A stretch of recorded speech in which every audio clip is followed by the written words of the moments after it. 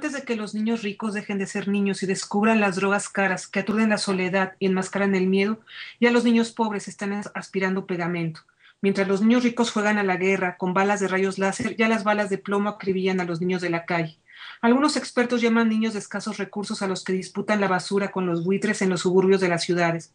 Según las estadísticas, hay 70 millones de niños en estado de pobreza absoluta y cada vez hay más en esta América Latina que fabrica pobres y prohíbe la pobreza.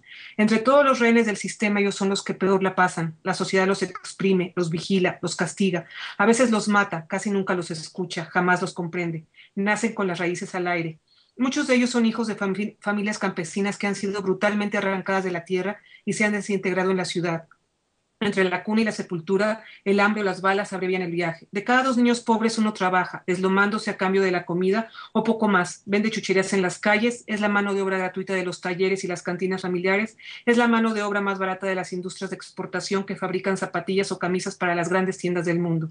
Y el otro, de cada 2 niños pobres, uno sobra. El mercado no lo necesita, no es rentable ni lo será jamás. Y quien no es rentable, ya se sabe, no tiene derecho a la existencia. El mismo sistema productivo que desprecia a los viejos expulsa a los niños, los expulsa y les teme. Eduardo Galeano. Bienvenidos a Sincronía.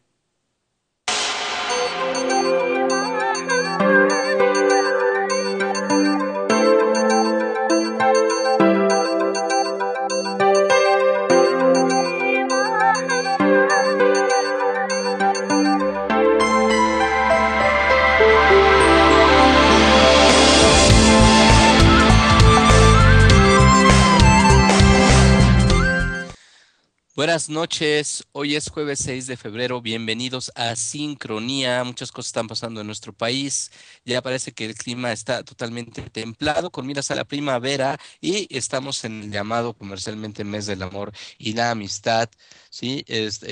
Trataremos algunos temas con respecto a esta atmósfera erótica que se nos viene en este mes. Sabemos que es una fecha litúrgica y que aparte es una fecha pues de consumismo y más bien un pretexto para que nos vendan más cosas. Sin embargo, el amor no deja de ser todo un tema que estaremos tratando en todas sus vertientes, en algunas de nuestras secciones y en otras pues pasándolo de refilón aquí en Sincronía. Bienvenidos a su lunch del conocimiento y el día de hoy nos encontramos otra vez con nuestro invitado, Coyote Consentido, Yudiel Flores. ¿Qué tal, Yudiel? ¿Cómo estás? Muy bien, muchísimas gracias. Quiero mandar un saludo bien especial a toda la gente que nos está escuchando a través de nuestro canal de Ustream, a la gente que nos escucha a través de los videos en YouTube. Muchísimas gracias. Y pues antes que todo, agradecer a todo el equipo que hace posible este programa y por darme la oportunidad nuevamente de estar con ustedes esta noche. Muchísimas gracias, Ulises. Y bueno, pues aquí andamos, echándole muchísimas ganas. Así que, ¿qué les parece si nos vamos de una vez con la primera sección del día de hoy, o más bien de la noche de hoy? Ahorita que estaba hablando Ulises acerca del erotismo y el amor, yo creo que todo es muy exacto y el cosmos es matemáticas al 100%. Así que creo que el amor, la pasión, el sexo y muchas cosas más no son ajenas a lo que vamos a escuchar con respecto a las matemáticas. ¿Qué les parece si nos vamos con el experto en matemáticas esta noche, nuestro amigo Rogelio Fernández Alonso, al cual pueden encontrar como @loronegro en Twitter? Y vamos con esto que es matemáticas para llevar. El tema de hoy es los Bernoulli y la cicloide. ¿Qué tal? ¿Cómo estás? Buenas noches, Yudiel, mucho gusto. Buenas noches a todos. Otra vez aquí estamos en la sección de matemáticas y esta vez vamos a hablar de una familia muy especial en la historia de las matemáticas. Es todo un fenómeno porque es una familia que tiene entre sus miembros algo así como a 9 matemáticos muy notables en la historia de las matemáticas. Algunos la equiparan como la familia Bach en la música. Bueno, por supuesto, Johann Sebastian Bach, el más destacado, pero tuvo 2 hijos también muy destacados y algunos otros que no son tan famosos. Bueno, este es el caso en las matemáticas. Entonces, en esta primera imagen que estamos viendo en la pantalla, tenemos aquí pues la representación de la familia Bernoulli. Estos matemáticos, físicos, En aquella época las matemáticas y la física no estaban tan separadas, tan disociadas como actualmente, sino que era muy natural que los científicos se dedicaran a las matemáticas, los físicos, incluso a la filosofía, incluso había matemáticos por afición que no estaban en universidad. Ya vimos el caso de Fermat, que es un poco anterior a los Bernoulli. Estamos hablando de fines del siglo XVIII, perdón, del siglo XVII y principios del siglo XVIII. Aquí vemos todo un árbol genealógico, pero podemos decir que los más destacados fueron en la segunda línea Jacob y Johann, y en la tercera línea Daniel. Podemos decir que los más destacados de los Bernoulli son Jacob, Johann y Daniel. Y especial mención recibe en la tercera línea Nicolau II. ¿Por qué especial mención? Bueno, porque precisamente hoy, 6 de febrero, es el efeméride de su nacimiento. Él nació en 1695 y murió muy joven, murió a los 31 años de una enfermedad pulmonar, y tiene la característica de que él dejó la plaza que ocupaba en la Universidad de San Petersburgo, la dejó a Leonhard Euler, que es un matemático también de primera línea en la historia de las matemáticas.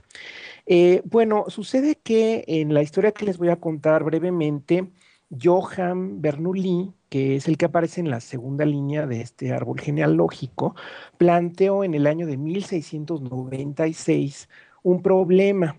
De hecho, planteó dos problemas al mismo tiempo y ofreció un premio, que era un libro muy caro en aquella época, un libro científico.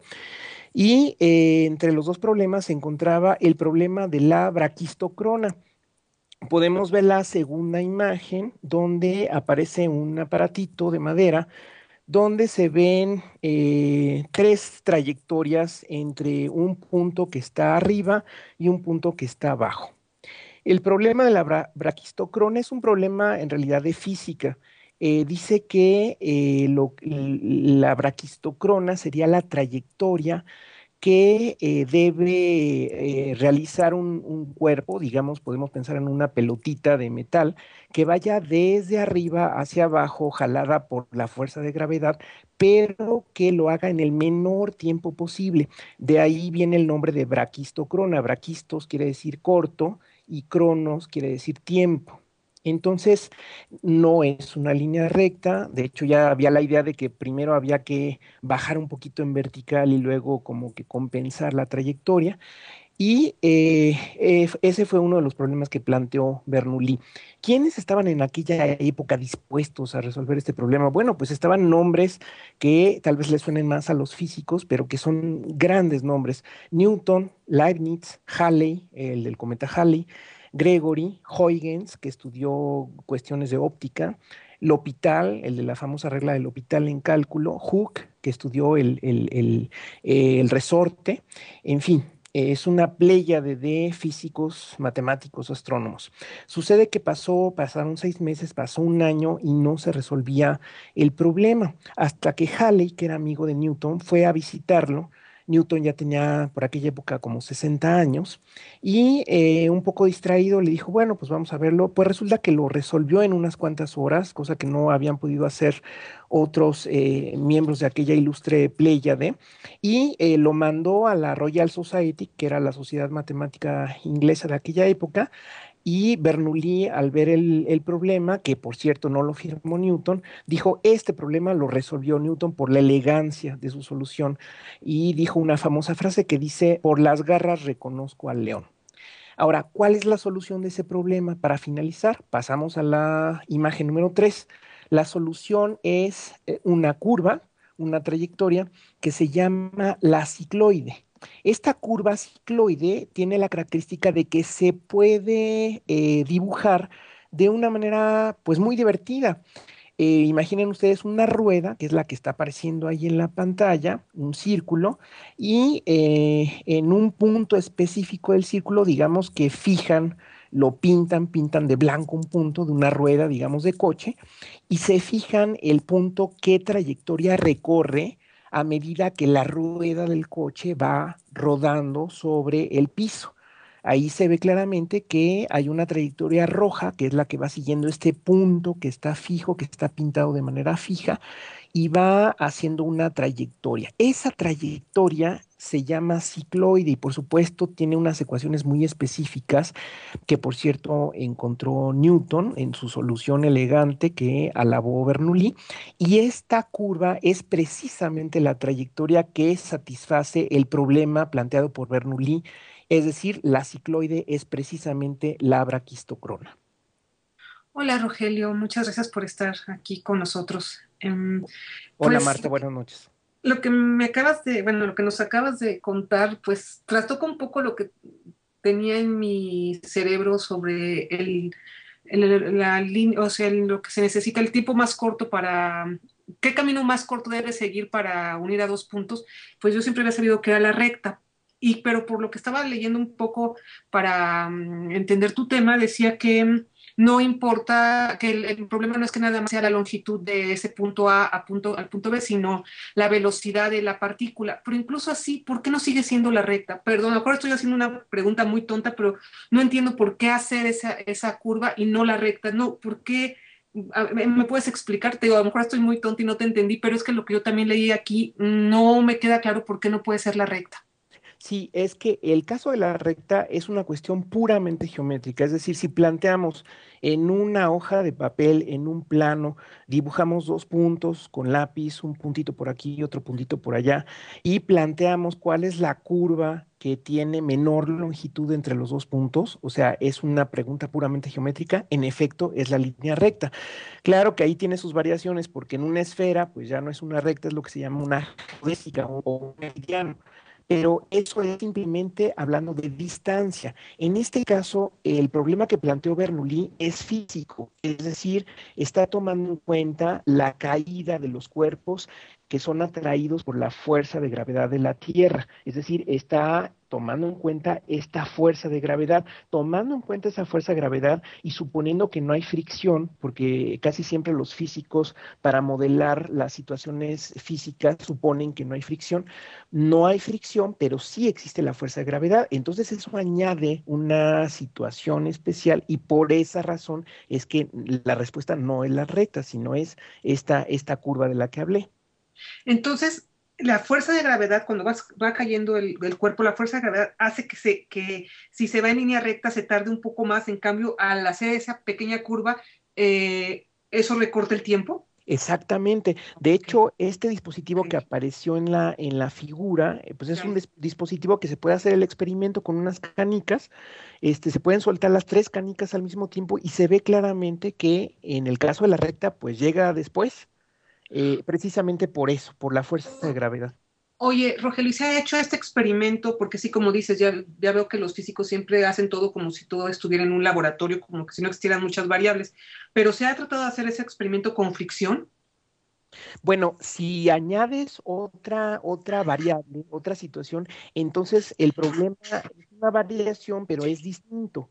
Y por lo tanto, Mm. la curva que es la respuesta al problema, también tiene una cierta variación y ya no es exactamente la cicloide, sino que está deformada. Entonces sería otro problema. Y por supuesto que los físicos y los matemáticos también estudian todas estas variaciones. Oye, Rogelio, y veo que esto dio pie a una nueva rama de las matemáticas que se llamó cálculo variacional, ¿sí? Sí, de hecho, todo esto se encuadra, en aquella época las áreas estaban un poco fusionadas. Esto tiene que ver con cálculo, por supuesto. Leibniz y Newton son considerados los inventores, los descubridores del cálculo. Tiene que ver con ecuaciones diferenciales también. Y los Bernoulli, por cierto, también se destacan por haber estudiado teoría de la probabilidad. Todo esto está de alguna manera relacionado. Ok, pues muchas gracias, Rogelio, por haber estado con nosotros en este programa otra vez, ilustrándonos acerca de estos temas tan complicados y sobre todo que ahora pues, tienen una relación directa con la física. Muchas gracias, Rogelio. Buenas noches. Muchas gracias a ustedes y buenas noches. Nos vemos a la próxima. Y nosotros vámonos a un corte musical. Adelante.